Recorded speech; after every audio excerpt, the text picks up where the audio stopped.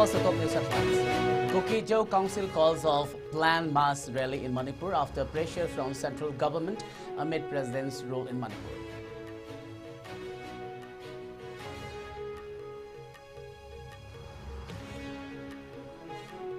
Security forces arrest UKNA Finance Secretary in Churachandpur and KCP KK Nganba chairman in Imphal West. Multiple weapons seized.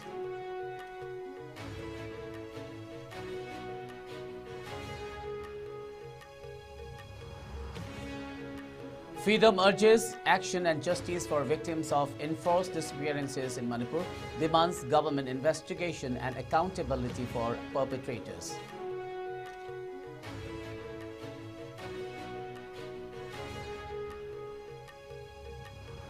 And UNLF, led by Chairman Pombey, receives significant funding for development of 2 camps as part of ongoing peace process with Government of India.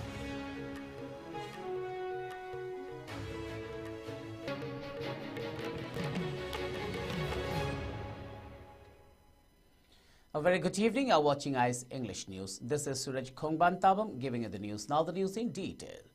The Kukijau Council KJC, the leading organization representing the Kukijau tribal communities in Manipur, announced the cancellation of a mass rally originally planned for today. This decision came following pressure from the central government amid the imposition of President's rule in Manipur. The rally, which had been organized to address the ongoing ethnic conflict in the state, was aimed at demanding the creation of a separate administration or union territory with its own legislature for the Kukijau tribals. It was set to take place across 6 districts in Manipur, namely Farzol, Tengnopal, Jiribam, Kangpokpi, Churachandpur and Chandel, areas where the Kukijau community is in the majority. The KJC had previously expressed its support for the imposition of President's rule in the state, hoping that such a move would lead to a political resolution to the ongoing crisis.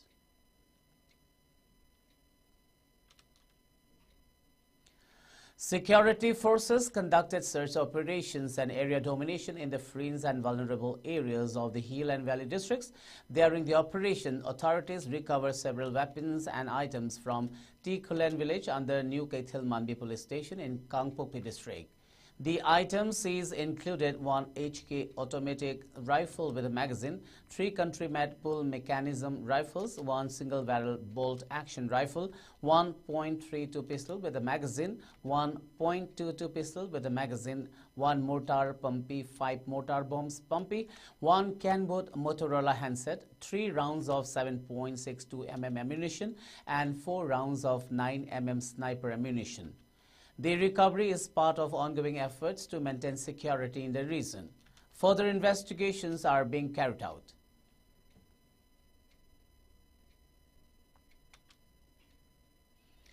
In a joint operation conducted last night, security forces arrested the Finance Secretary of the United National Kuki Army, UKNA, a non-suspension of operations SOO group from the Kaprang area in Churachandpur district, Manipur.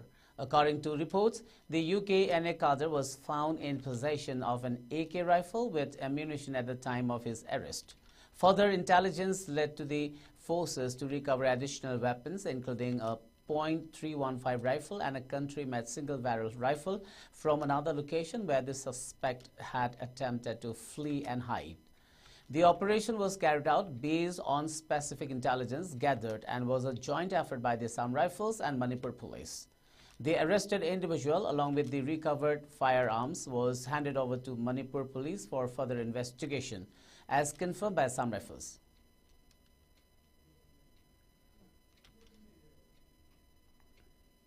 Security forces have arrested Chongtham Manglemjau Meitei, also known as KK Nganba or Kanglei Khonba Nganba, aged 70 years, the cell-style chairman of the KCP faction led by KK Nganba. The arrest took place in Langol, Ningthaulekai under the jurisdiction of Lamphel Police Station in Imphal West District. Along with Meitei, another active cadre of the KCP KK Nganba faction identified as Laishram Manglemba Singh, aged 57 years, was also apprehended. The arrests are part of ongoing security operations aimed at curbing the activities of militant groups operating in the region.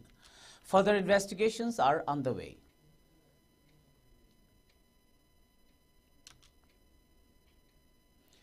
Today, the commando unit of Kaching arrested an individual suspected to be a member of the banned KCPPWG group from the Irumapal area in Kaching district. The arrested person, identified as Naurim Prem Kanta Singh, aged 43 years, alias Thengra, son of Naurim Ibom Cha Singh from Kaching, Irumapal, admitted to his involvement in extortion activities targeting the general public in the Kaching area. During interrogation, Prem Kanta reportedly revealed that he is an active member of the KCPPWG and operates under the command of the one Self-Style Poire, a senior figure in the outfit.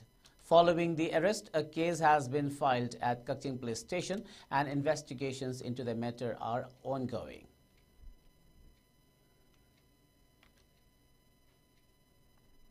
Security forces arrested Lamkhogin Dimngel, a resident of Kangchup Padzang in Kangpokpi district, during a routine check at Sangai University located near Kaparang village in Churchanpur district.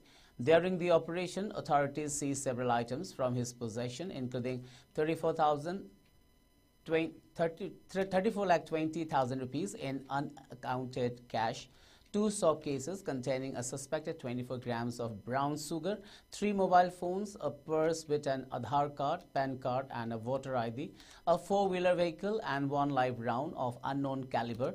The authorities have confirmed that further investigations are underway.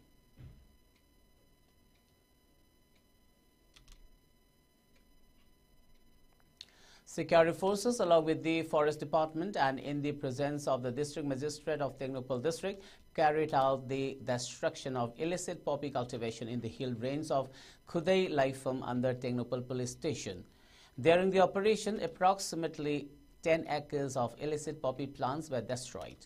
Authorities confirmed that a case has been registered at Tengnoupal Police Station and further investigations are underway.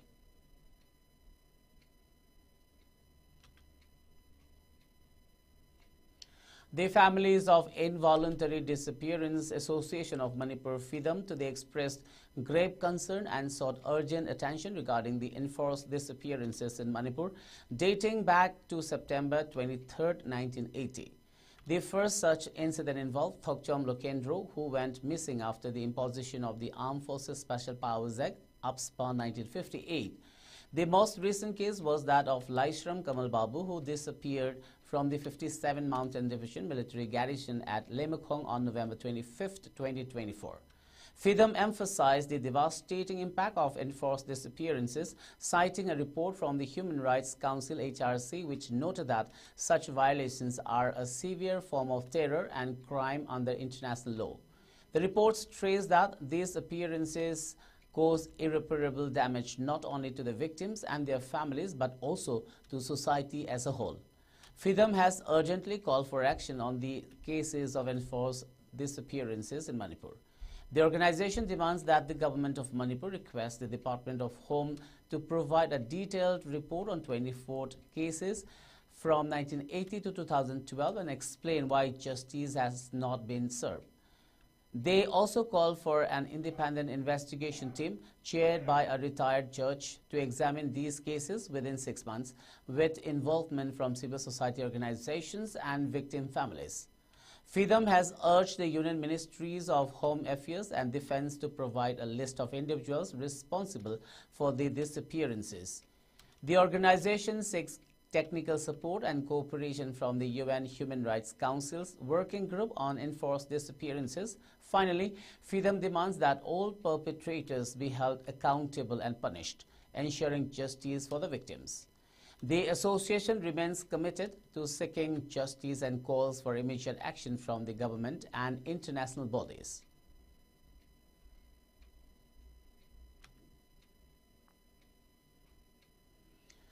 The United National Liberation Front UNLF, led by Chairman Pambai, has taken a significant step in the ongoing peace process with the Government of India, with reports indicating a recent allocation of 11 crore rupees for the development and construction of its 2 camps. However, a closer examination reveals that this amount is only part of a larger fund.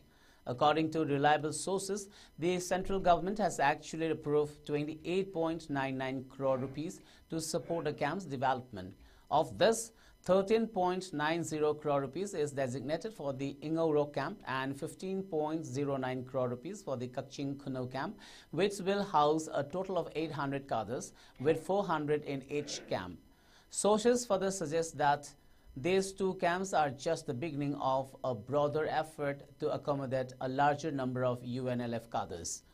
The group had initially proposed 6 camps to house its 2,500-strong military wing, the MPA, though official approval for 4 additional camps located in Phaying, Saiton, Nongshum and Jiribam is still pending due to the region's ongoing security concerns. The UNLF, the oldest insurgent group in Manipur, signed a historic peace agreement with the Government of India on November 29, 2023. This agreement aims to pave the way for lasting stability in the region through dialogue. While the peace agreement does not classify the UNLF as a surrendered group, some media outlets have incorrectly reported it as such. Sources confirm that the funds for the camps are allocated from the security-related expenditure SRE fund meant for insurgency-affected regions in the Northeast. The agreement includes safeguards for UNLF cadres, preventing arrest unless they violate established rules. A peace monitoring committee, chaired by the Chief Secretary, oversees the agreement's implementation, marking a positive shift towards long-term peace in the region.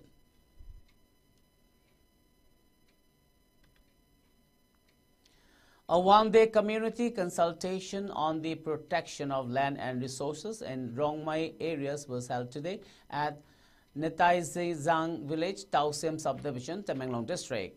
The event was organized by Rongmai Naga Lu Phuom Manipur RNLPM under the aegis of the Rongmai Naga Council Manipur RNCM. The consultation brought together community leaders, villagers and experts to address the pressing issue of the Zailat Wildlife Sanctuary. The primary aim of the consultation was to raise awareness about the significance of protecting land and resources while promoting community-led initiatives and identifying sustainable solutions for the Zailat Wildlife Sanctuary affected villages. The event featured introductory sessions, group discussions and interactive segments allowing participants to share their experiences, concerns and ideas. Gunrei Kamei, Vice President of the Forum for Indigenous Rights Manipur FIRM, attended as a resource person alongside K.C. Sabio Gangmei, President of RNCM and leaders of its front organization RNYOM, RNLPM and RNSOM. During his address, Gunrei Kamei emphasized the importance of recognizing and respecting the rights of indigenous peoples over their ancestral lands.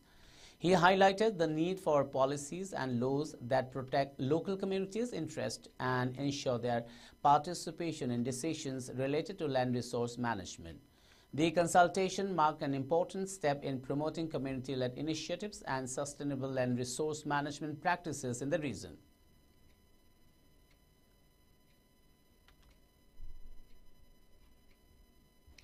The Students' Union of Kangleipak SUK has extended its best wishes to all candidates appearing for the HSLC examination 2025 starting on February 19. SUK encouraged students to approach the exams with dedication and integrity, stressing that this examination is a crucial step toward their future careers. They urge students to give their best efforts while also appealing to parents, guardians and teachers to offer moral and emotional support during this period. The union emphasized the importance of a fair and transparent examination process and called for strict prevention of malpractice, including question paper leaks. SUK expressed concerns over past issues of malpractice and urged authorities to implement strict vigilance and preventive measures. They highlighted that both students and authorities share the responsibility for ensuring a smooth, fair and secure examination. As the HSLC examination 2025 begins, all eyes will be on the efforts to maintain the credibility of the process across the state.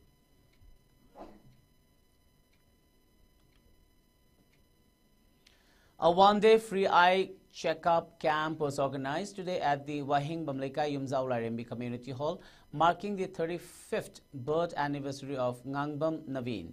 The camp was jointly organized by Ngangbam Enterprises, Wahingbam Lekai Yaima Eye Hospital, Khagempally, Imphal, and the Wahingbam Yumjau Lairembi Trustee Board, Wahingbam Lekai. Around 150 individuals were screened during the camp, with several cases of cataracts detected. In addition to eye screenings, free diabetes detection was conducted and participants were provided with free lenses and medications. The initiative aimed to offer crucial healthcare services to the community, promoting awareness and care for eye health. This effort highlights the continued commitment to serving the public and enhancing healthcare access in the region.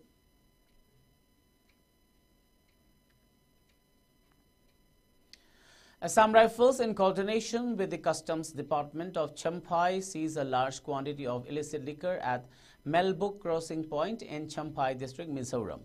The authorities confiscated 5 cases of foreign origin Dagon beer and 59 cases of Korean soju valued at 10,50,500 rupees. The seized liquor has been handed over to the Customs Preventive Force for further investigation and legal proceedings.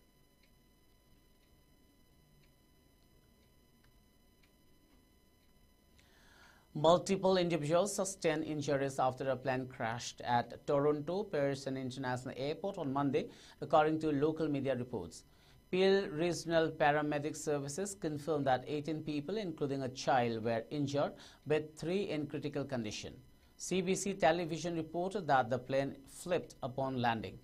The airport confirmed the incident on social media, stating it involved a Delta Airlines flight arriving from Minneapolis. Emergency teams responded quickly and all passengers and crew were accounted for. Local police and paramedics were at this scene, setting up a staging area of the runway. CTV News reported that all flight arrivals and departures were initially suspended, but operations resumed shortly after.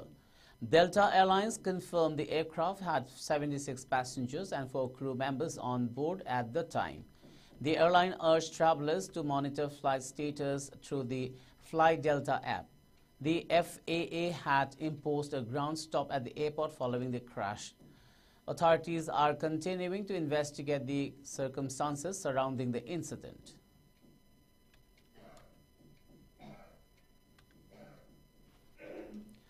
South Korean actor Kim Se-ron, best known for her roles in projects like 2010 film The Man from Nowhere and 2012 thriller The Neighbor, was found dead in her home located in Seoul's Seongsu-dong district. She was just 24 years. As per report, a friend discovered her body after Kim failed to make it to a scheduled meetup.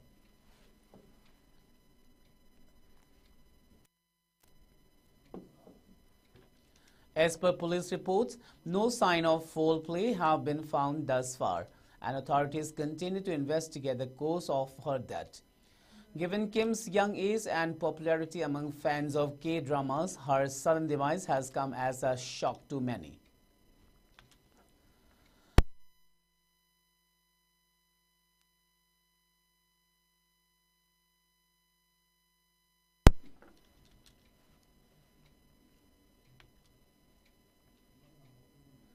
Before we wind up, let's have a quick look at the top news headlines once again.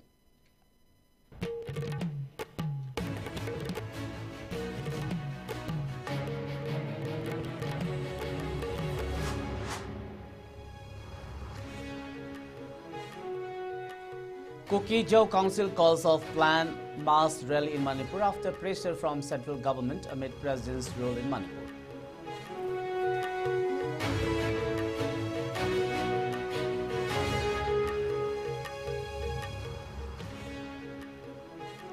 Security forces arrest UKNA Finance Secretary in Churachandpur and KCP KK Nganba Chairman in Imphal West. Multiple weapons seized.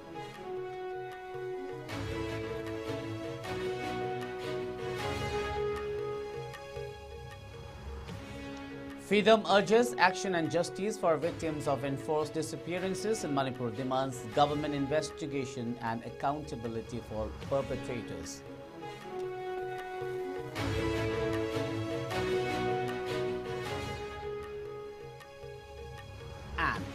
UNLF, led by Chairman Pombey, receives significant funding for development of 2 camps as part of ongoing peace process with Government of India.